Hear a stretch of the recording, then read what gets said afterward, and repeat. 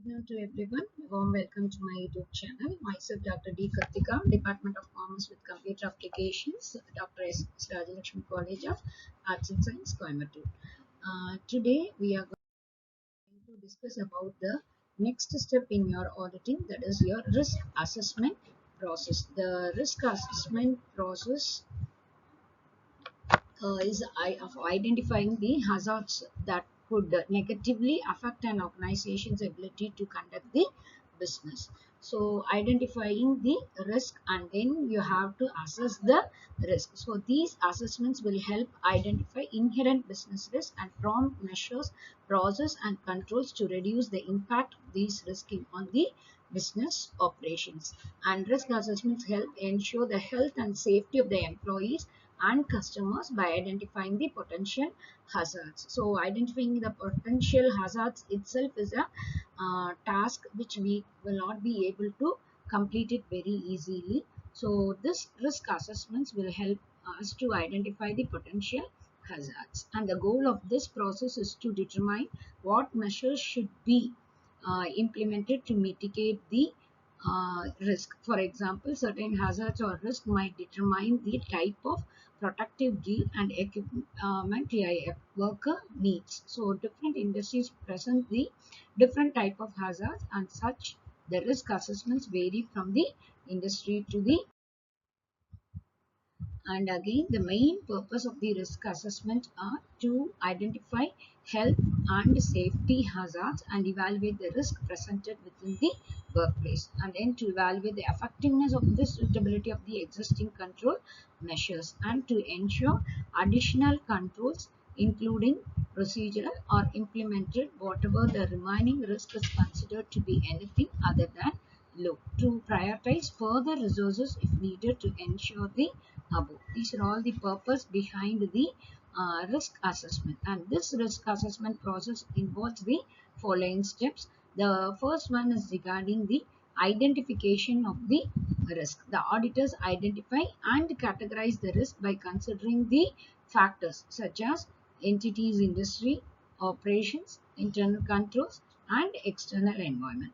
And this may involve reviewing prior audit findings, conducting interviews with management and key personnel, and analyzing the industry trends and regulatory requirements. So the first and foremost step what we have to follow in our process is identifying the risk. The risk cannot be avoided, but it can be minimized. When we are able to identify the risk, we can categorize it properly, and we can find out what it can happen in your future.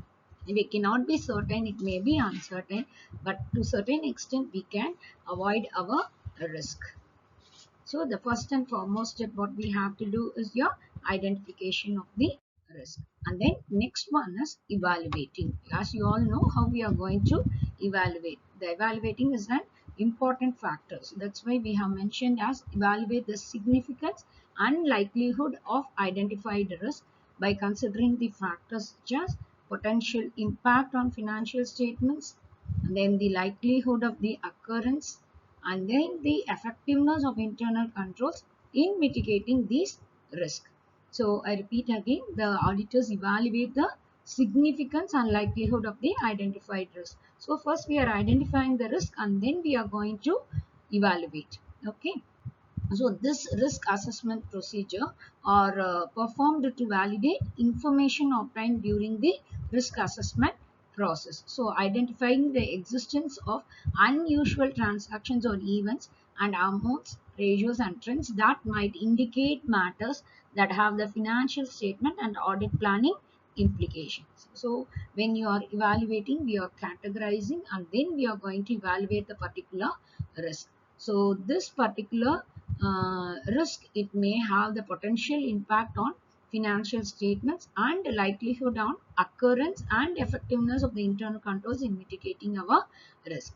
This may involve using the risk assessment tools such as your risk matrices or scoring models to prioritize these risks based on their magnitude and probability. So there are various methods in which we can assess the risk. that is the tools or more number of tools are available, depends upon our concern. It may be your large type concern or your small concern, and the nature of the business may be different. So according to their necessity, they have to identify the different tools using the risk matrices or the scoring models, and you have to prioritize the risk which you have to um, find out, that is which you have to evaluate first, that is categorizing, that has to be done properly, and then only we will be moving to the next step. So the first step is to identify your risk,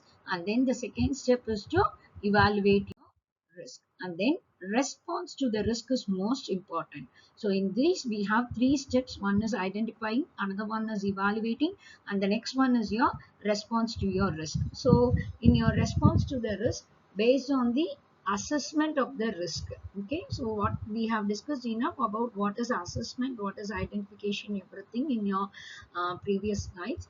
So, and I think you must have watched my videos in your playlist. In that, I have explained to you very clearly about what is identifying of the risk and what is the assessment of the risk, everything.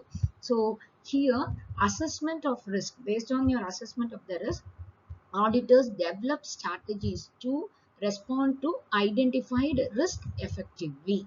I repeat again, based on the assessment of the risk, auditors develop strategies. Strategies is nothing but the plans to respond to the identified risk effectively. So we have identified, we have evaluated, we have categorized all the risk. So simply we cannot put it aside. For that we need to give a response, right? A proper follow up to have to be done. So this may include adjusting the audit plan. The first one is you can adjust to your audit plan. Then next one is reallocating the resources. So reallocating the resources will help the concern very well to go with raise their profit level as well as to increase their sales, okay, and then eradicate the frauds, and then determining the errors which is there inside the transactions, okay, and then designing the additional audit procedures. So the first one is your audit plan, and next one is your reallocating the resources, then designing the additional audit procedures or enhancing the level of audit testing in high risk areas. So these are all the response to the risk what we are going to do.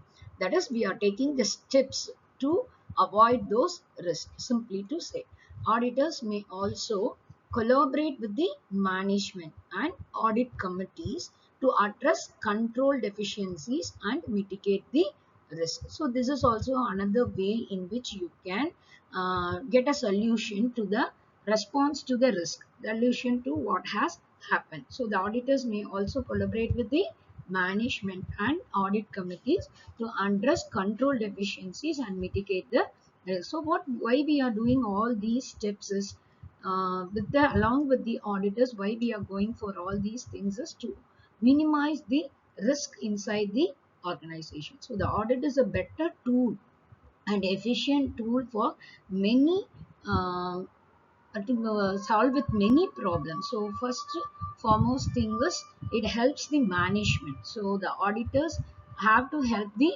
management and audit committees to address their uh, controlling of the deficiencies and mitigating of the risk. So this is the better way in which we can identify, evaluate, and respond to the risk of the audit. Okay, so this is your